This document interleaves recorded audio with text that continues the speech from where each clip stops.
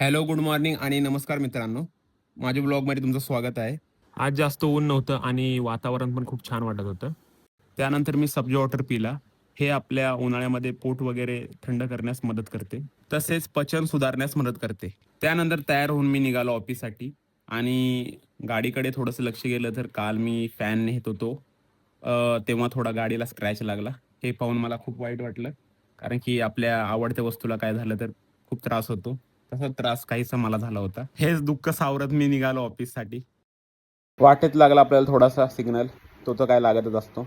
ऑफिसमध्ये पोहोचलो. त्यानंतर आपली पाण्याची बॉटल घेतली आणि लागलो आपण कामाला. लंच नंतर अभय आणि मी गेलो होतो पार्कमध्ये वॉकिंगसाठी. कारण की जेवल्यानंतर थोडंसं चालणं खूप महत्त्वाचं असतं. थोडं माइंड फ्रेश होतं. आज ऑफिसमध्ये खूप दिवसाने विशाल आला होता. तो अपना विशाल भाई मिला था. भाई कैसा है? गले मिल गले मिल. सही सही सही. सर मी जातो घरी. Bye bye. त्यानंतर आमच्या सरांना मी बाय करून निघालो घराच्या दिशेने. चांगला मस्त चाललो होतो. वाटेमध्ये सिग्नल लागला आणि हा सिग्नल खूप जास्तच टायमिंगचा होता. म्हणून लय उशीर थांबावं लागलं.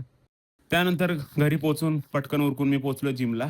आज माझा लेगचा वर्कआउट होता. त्यामुळे पहिला सेट घेतला मी लेग प्रेसने. मित्रांनो, जास्त वेट घेण्यापेक्षा कंट्रोल रेप मारणं खूप महत्त्वाचं आहे. आज गरमीने हालत खूप खराब केली होती, तरीही आपण व्यायाम आपला चालूच ठेवला होता. No excuses. दुसरा सेट घेतला मी लेग एक्सटेन्शनचा.